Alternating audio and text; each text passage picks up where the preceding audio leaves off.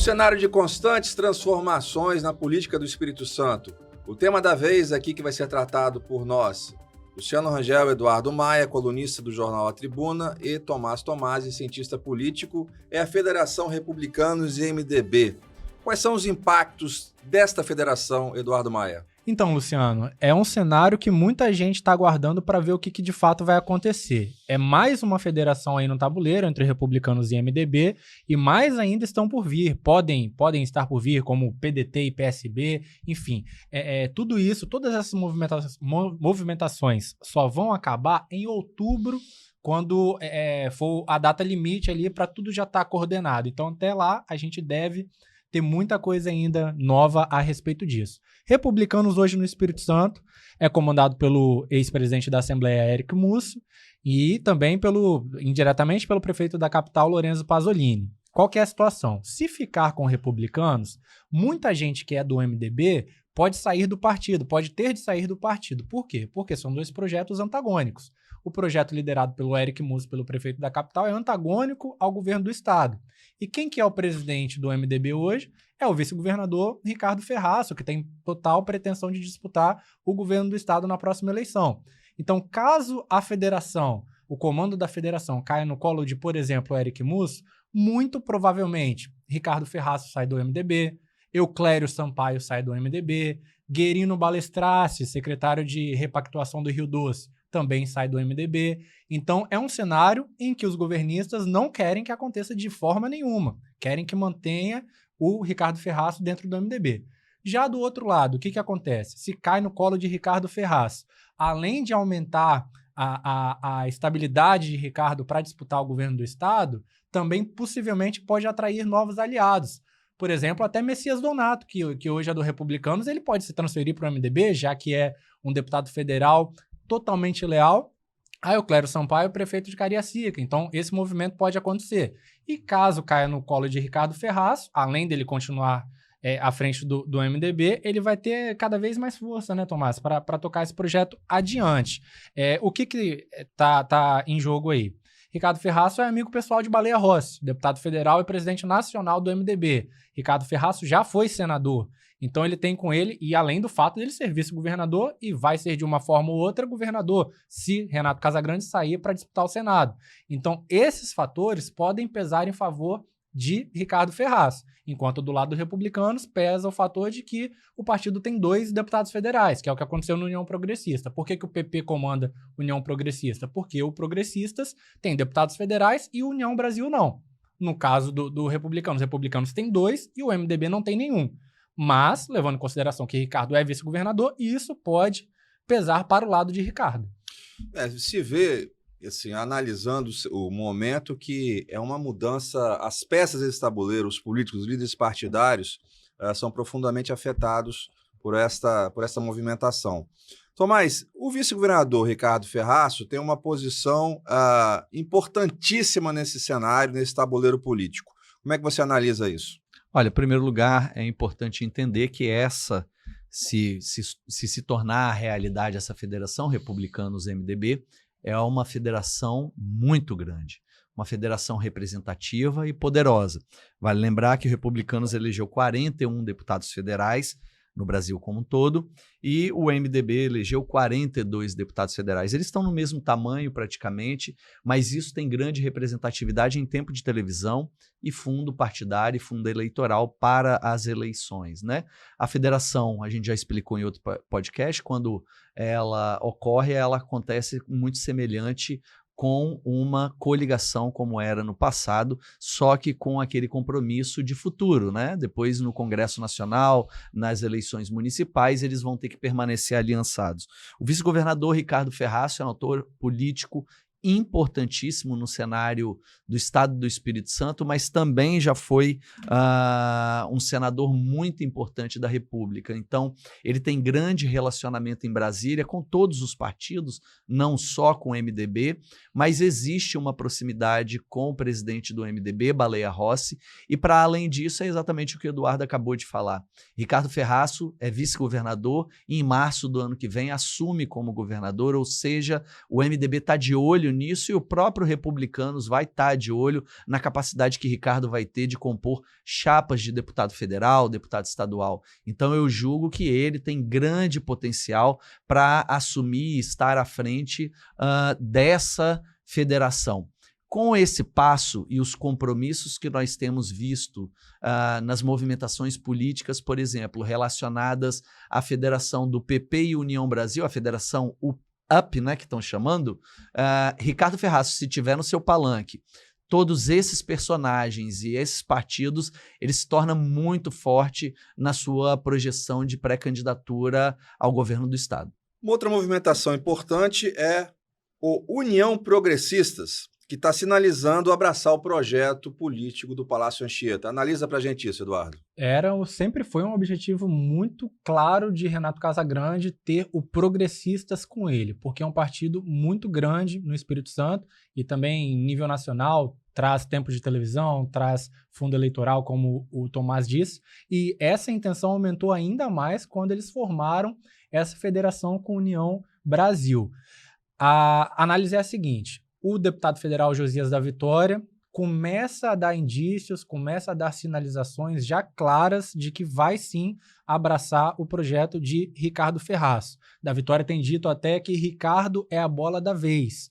Então a gente percebe que o grupo deve se formar em torno de Ricardo Ferraz. Marcelo Santos já disse aqui para o nosso podcast, para o Estúdio Tribuna Online, que vai fazer de tudo para Ricardo furar a bolha e se viabilizar nos próximos meses. Por que ele disse isso?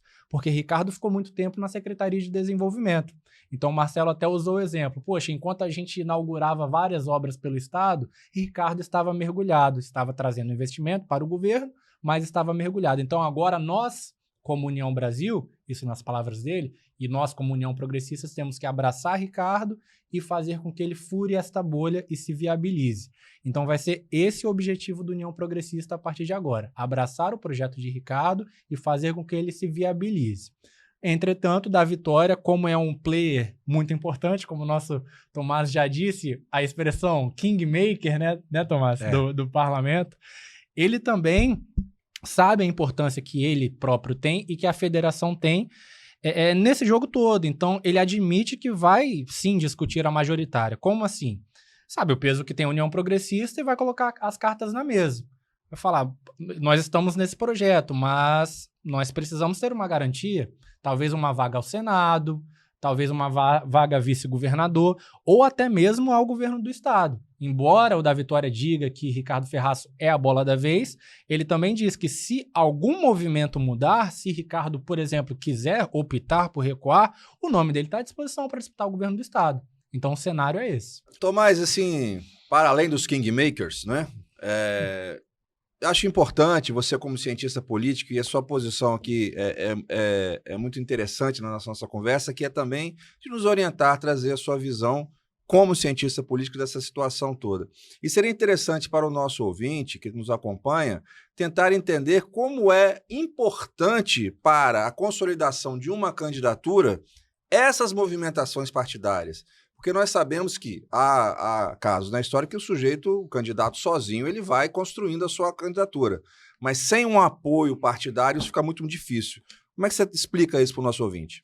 Olha, no formato de disputa eleitoral que a nossa democracia permite, né?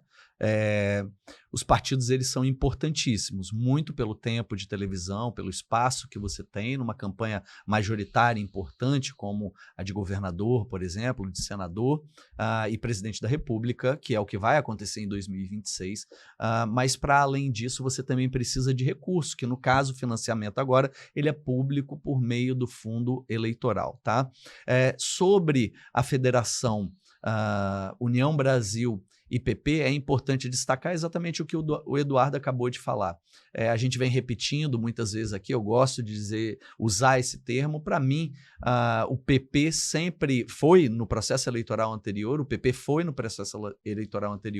e vai ser nessa eleição um grande kingmaker. Vai ser o partido que vai ter aquela força de realizar e de empurrar um projeto político rumo ao Palácio Anchieta.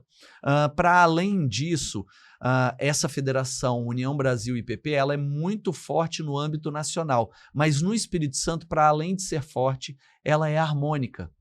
Então você tem Josias da Vitória e Evair de Melo muito bem aliançados com Marcelo Santos, por exemplo, que tem os seus projetos, cada um deles, e que são projetos que têm a congruência, eles podem caminhar juntos, né? Se num dado momento, a gente está muito longe do processo eleitoral, mas se o Palácio Anchieta, se o vice-governador Ricardo Ferraz conseguir trazer para si o apoio efetivo, como Josias da Vitória tem dito e como Marcelo Santos tem dito, para o seu projeto político, aí a gente está falando de um palanque muito, muito forte e muito poderoso. Bem, agora é preciso deixar claro que aqui também se discute futebol. Os fatos da semana: vitória do Flamengo sobre o Palmeiras, vitória do Fluminense sobre o Vasco e a chegada de Ancelotti ao Brasil com a sua convocação. Surpresas, Tomás Tomasi? Não acho que houve surpresas na convocação do Ancelotti. Você está falando da convocação, né? Não sei, tá aberto o microfone. A vitória do Fluminense sobre o Vasco não é surpresa nenhuma, foi um massacre, era para ter sido de muito mais.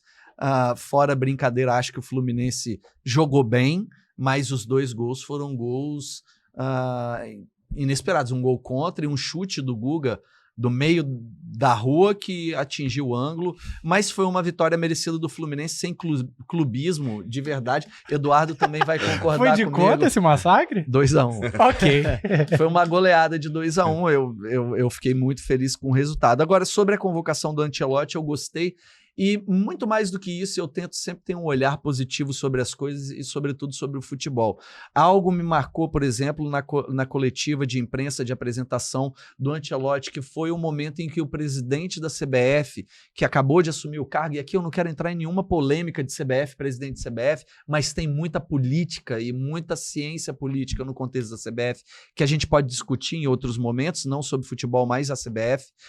Mas olha só, quando o presidente virou e falou assim, bom, agora eu vou descer para escutar a convocação, aquilo me deu um ânimo, porque a gente percebe que pelo menos num jogo de cena, se isso se quis for aparecer mais do que o Ancelotti. Exatamente, o Ancelotti está chegando com estofo suficiente para coordenar a seleção num tiro curto, né? São poucos jogos, quando você olha o número de jogos, são poucos jogos que faltam para terminar as eliminatórias, amistosos, mais o campeonato mundial, a Copa do Mundo, que são 8 jogos apenas, então é um tiro curto, mas eu tenho certeza que o Ancelotti pode fazer um grande trabalho. Eu fiquei com essa impressão e não é surpresa nenhuma se vier o Brasil a ganhar a Copa do Mundo. Olha só que beleza. Agora, você sabe que uma coisa que eu não gosto é discutir arbitragem. Eu acho assim que me trouxe muito para o futebol brasileiro quando assim, as emissoras não tinham tanto essa presença do comentarista de arbitragem.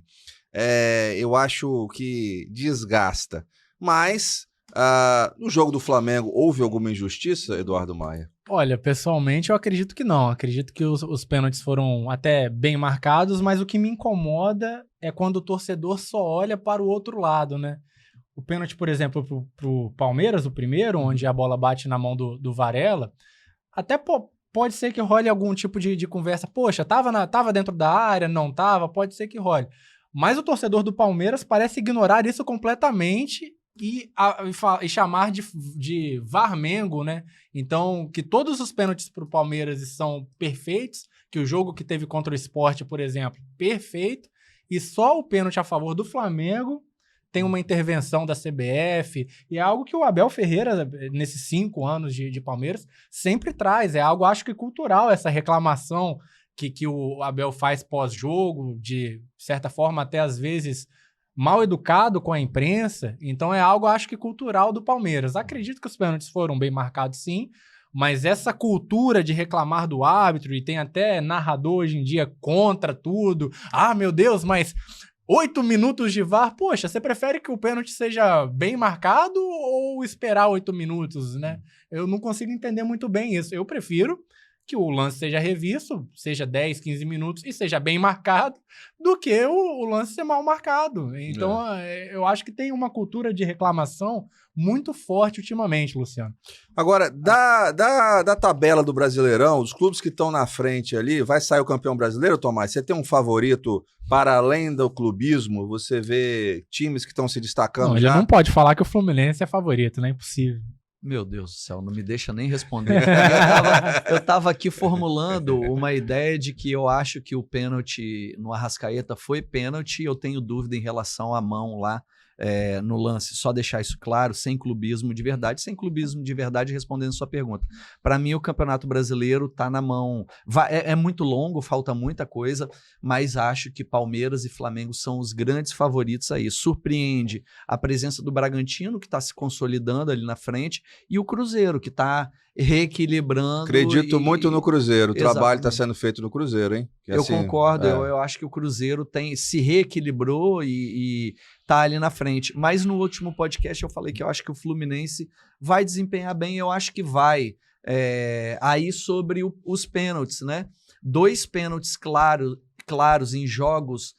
Em relação, não sei a opinião do Eduardo, se ele puder dar a opinião dele sem clubismo, mas eu acho que o John Arias sofreu 2 pênaltis claríssimos que sequer foram discutidos pelo VAR e que foram tão pênaltis. Tem gente que fala assim, foi muito mais pênalti do que o que foi com a Arrascaeta. Não, para mim foi tão pênalti quanto a Arrascaeta.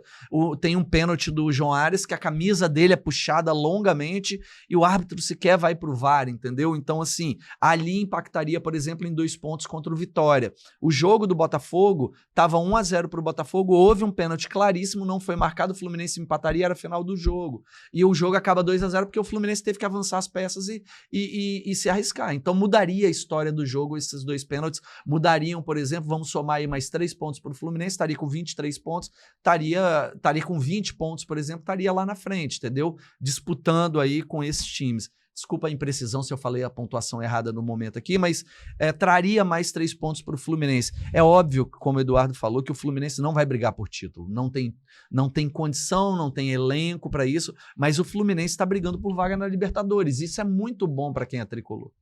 Bom, sem considerações finais, não podemos falar mais de futebol do que política. Esse foi mais um Tribuna Política com futebol. Obrigado pela audiência.